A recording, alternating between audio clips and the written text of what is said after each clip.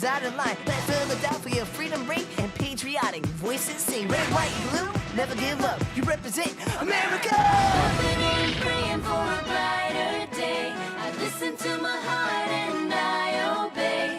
How can I see it any other way? I'm looking at life with my own eyes.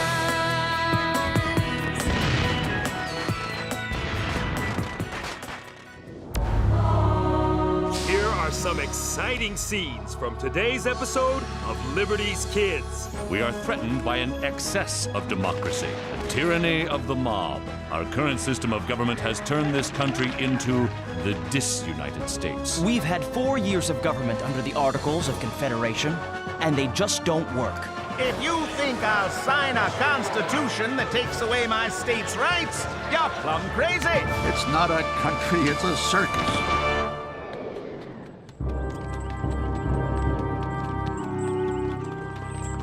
Dear reader, I am in Massachusetts to interview Captain Daniel Shays. He and a lot of other soldiers returned home to their farms when the war ended 3 years ago. But times have been hard.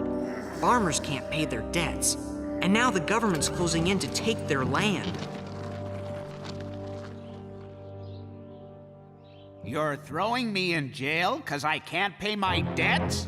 I borrowed that money I owe because the government asked me to, so I could buy more grain to grow more food for our army and the French army. Take your hands off me, sir. And now that there's no more soldiers to feed, I can't sell my produce. And instead of helping me who helped you, you make me sell my farm to pay my debts. And when the money from the sale doesn't cover my debts, you throw me in a cage. Me and darn near every other farmer in Massachusetts. We risked our lives fighting for your freedom. This is not justice. Let this country! We were soldiers. Order! Order! Stand for this. These, James, are what you describe as the fruits of the Continental soldier's courage. Let me go! It's not fair! I fought for you! And the state's answer to our honest petition is silence. Or just about. This won't stand! We must act! If the courts mean to take away our farms and throw us in jail, maybe we have to close down the courts any way we can.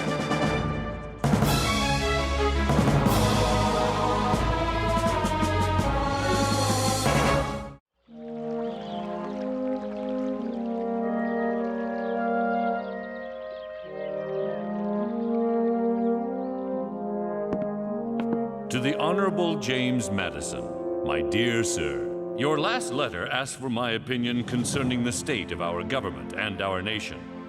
Both, I fear, are drifting towards certain collapse. In Massachusetts, Daniel Shays, a former captain in our army, has led an attack by farmers on a federal arsenal because the government took away their land. We fought for this country!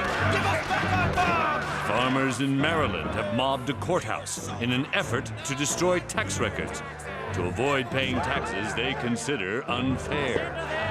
We do this for freedom! We want our freedom!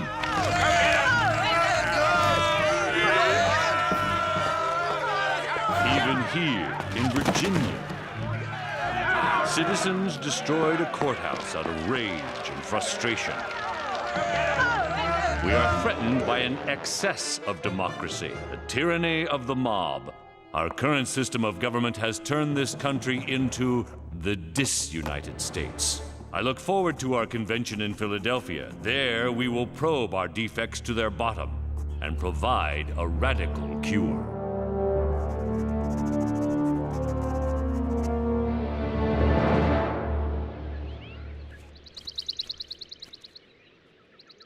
Well, General, enough delegates have arrived to begin the convention. The eyes of the world are upon us. Frankly, I've come to the conclusion that unless we throw out the Articles of Confederation and start over, we will not be able to hold our nation together. This is good news, Doctor. Madison and I intend to use this convention to rebuild the Republic based on a central government stronger than the states. May I count on your support? You have my word. Did you hear that? They don't just want to fix the Articles of Confederation, they want a whole new constitution. Everything's going to change. Maybe it will, and maybe it won't. There are 13 states that have to agree, and barely any of them have abolished slavery. What's a new constitution going to do about that? With your permission, Doctor, I'd like to nominate you to be president of the convention. I'm grateful, General, but the job belongs to you alone. There's not another man in the country who commands half your respect. You're the only one who can hold everyone together. United we stand, divided we fall.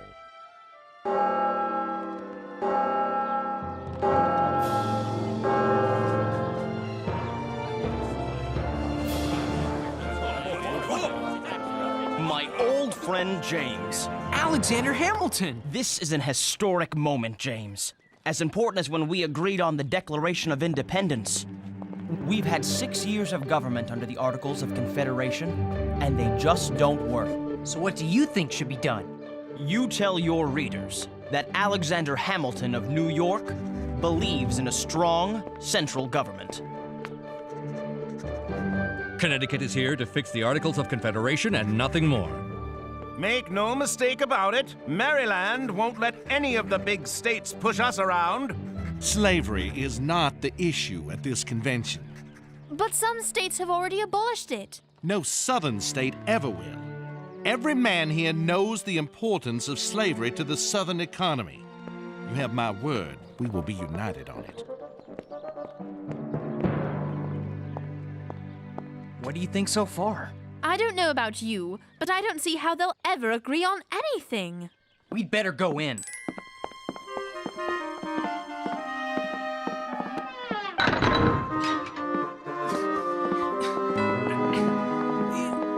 Let go! This isn't fair! We're members of the press. Mr. Madison, how are we supposed to cover the convention for our newspaper if we can't go inside? I believe in a free press, but to succeed in our goals, each delegate must know he can change his mind without public embarrassment. Besides, I'll keep my own notes for the historians.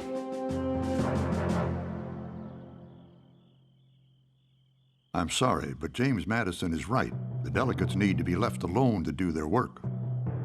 But I know if I tell you what's happening, you'd never write anything you shouldn't. Not in a million years! So what did happen today? Edmund Randolph of Virginia introduced a plan to scrap the Articles of Confederation and create a whole new form of government. Madison and Washington are the ones behind it. They want to create a government made up of 3 branches. First and foremost, the new Congress would be made of 2 houses, which Madison calls an upper and a lower one. There will be an executive branch headed by some sort of president, and a judicial branch, a kind of Supreme Court made up of judges who can overrule state courts. It's a system of checks and balances to make sure no branch can dominate any other. That way, we'll be protected from a tyranny of the monarchy and of the mob. Hold on. I understand about the President and Supreme Court, but how many representatives will each state send to this new Congress? That's the catch, Sarah.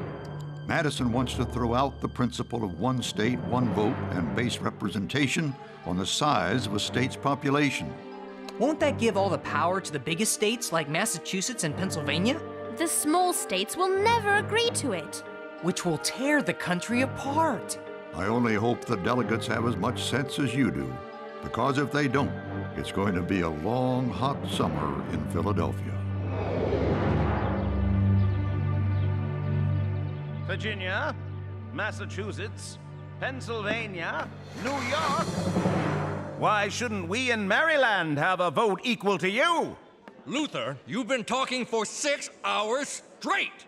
Oh, sit down, Luther. Let someone else speak! Why? I haven't even started.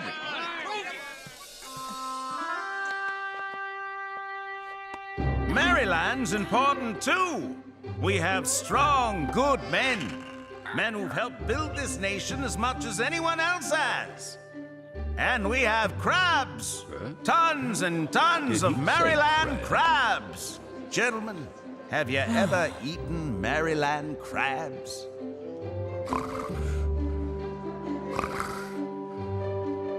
Fresh from the bay, cooked to perfection, with a touch of melted butter. It's perfection itself. Pennsylvania demands proportional representation. No! Connecticut demands 1 vote per state. If you think I'll sign a constitution that takes away my state's rights, you're plumb crazy. So you Virginians can put that in your pipes and smoke it. What do you see? Alexander Hamilton's about to speak.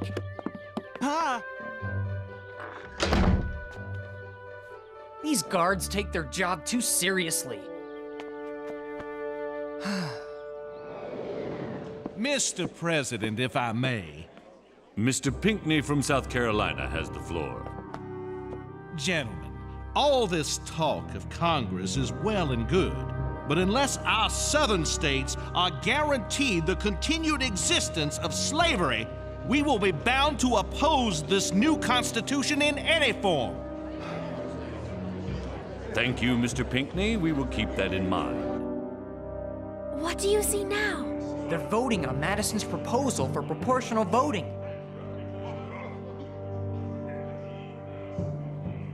They're deadlocked. Uh-oh. Absolute not bad idea.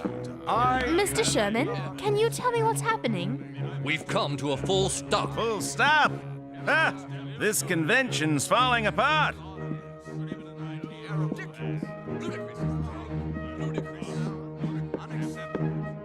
You two know you shouldn't be here. I'm sorry, Dr. Franklin. We just couldn't stay away. We needed to see how things were going. I'll tell you how they're going. While we bicker in there, the British still hold 6 forts on American soil. Spain forbids us from trading goods to New Orleans. Barbary pirates raid our ships in the Mediterranean. But we have no navy to stop them because Congress has no money, which means we can't repay our loans from France and Holland. It's not a country, it's a circus. Oh! Dr. Franklin! My gallstones. Afraid I can't walk. Ooh. I'll get Moses. We'll bring your sedan chair. I'll be all right, Sarah. It's the country I'm worried about.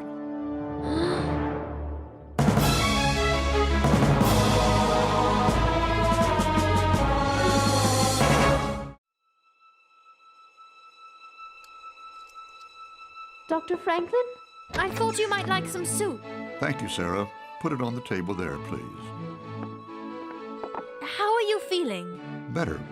But stay a moment. You're looking very happy today. Oh, Dr. Franklin, I'm so happy. Mother and I have heard from Father. He's bought land in upstate New York. He'll be arriving here any day now. Splendid. You'll go with him to New York? Certainly. But I won't stay forever. There's so much I want to do. You're in the right country for that. There, all I needed were some stronger lenses for my bifocals, and I can see clearly again. Of course. What is it, Dr. Franklin? The delegates elected a grand committee to settle the voting issue once and for all. I didn't think I was well enough to participate, but now I must attend. But your gallstones. I don't care if they have to carry me in. Oh. Dr. Franklin. There. The large states are quite different from each other. They will act on their own interests, not their size. To claim that the large states will dominate the small is a false objective. Gentlemen, I have the solution.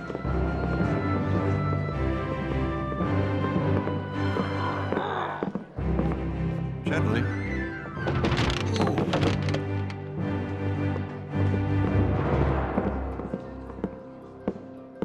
Just as I wear bifocals with 2 kinds of lenses, we have 2 houses in our Congress. Let the upper house abide by the principle of 1 state, 1 vote. But let the members of the lower house be elected by proportional vote. It would be a House of Representatives. That sounds reasonable. I can live with that. Good idea. Dr. Franklin, you are a genius.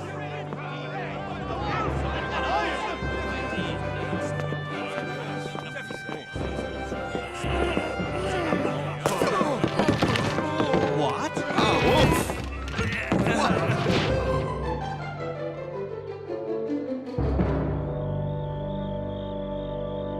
And our new government will have a Senate, a House of Representatives, a Supreme Court, and a president. A leader who's not a king. What kind of president will we have? That's one of the issues that hasn't been settled. Our president should serve for life. Congress should choose our president. We should have 3 presidents. We'll settle the matter soon enough. And I dare say we all know who will be elected our first president. There's a more pressing issue that still must be decided. Whether the new Constitution will allow my people to be kept in slavery. It can't do that. I mean, will it really? It is an issue that I fear will be decided on the basis of politics, not morality. In order to have our fair share of representation in Congress, we demand that the Constitution count 3/5 of a state's slaves as part of its population. If Mr. Pinckney says slaves are nothing more than property, why not let Massachusetts count horses and cattle as part of our population? Slavery will bring the judgment of heaven upon us. Does not the Honorable Mr. Mason own slaves himself? Gentlemen, if slavery is abolished by this convention, Georgia, North Carolina, and South Carolina will not be parties to this union.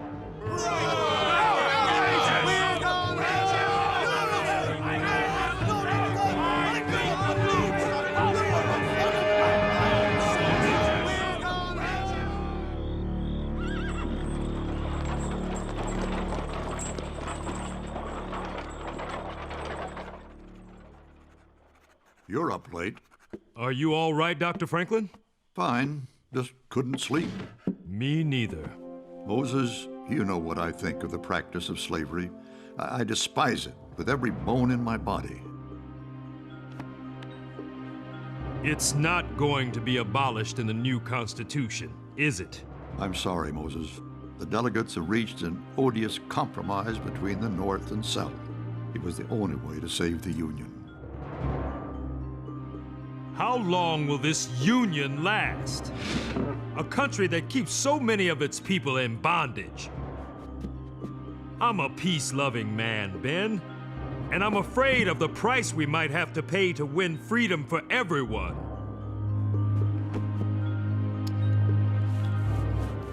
I am too, my friend. We've fought one war for liberty. I hope we won't have to fight another. You might as well know I'll be leaving here soon. I'm moving forward with my plans to open a school for free Negro children. That's a school I'd like to support. I appreciate that, Dr. Franklin, but I've saved my own money for it, just like I did when I bought my freedom. I understand.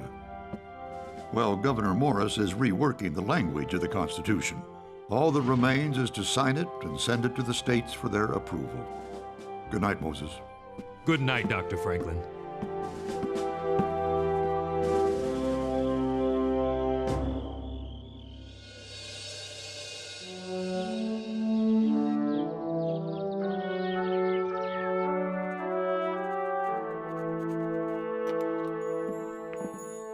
See that sun on General Washington's chair? I've sat here since May, asking myself if that sun is setting or if it is rising. Today, I have the happiness of knowing that it is indeed a rising sun.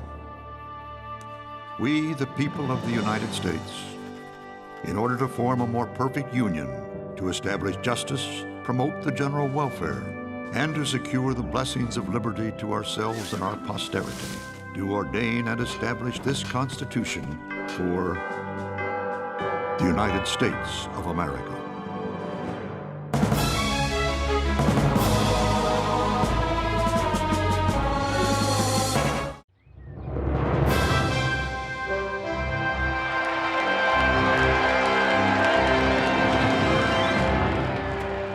solemnly swear that I will faithfully execute the office of the President of the United States and will, to the best of my ability, preserve, protect, and defend the Constitution of the United States. So help me God. It is done. Long live George Washington, President of the United States!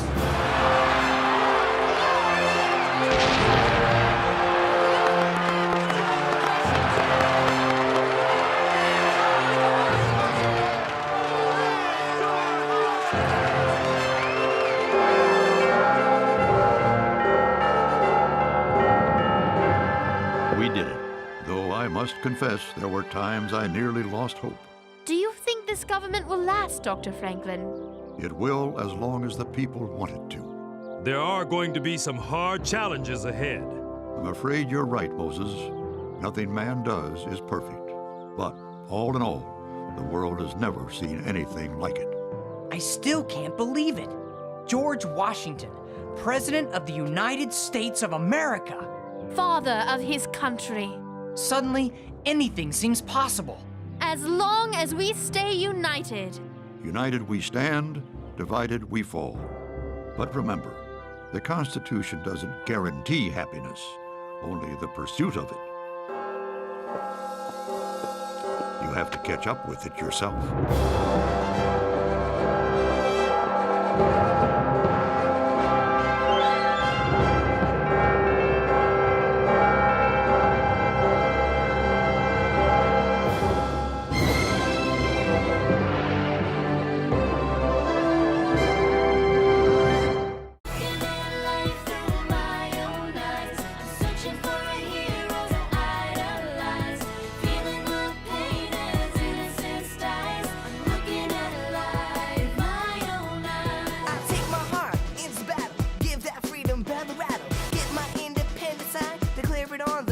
Line. Red, white, blue, never give up. You represent America! Cookie jar!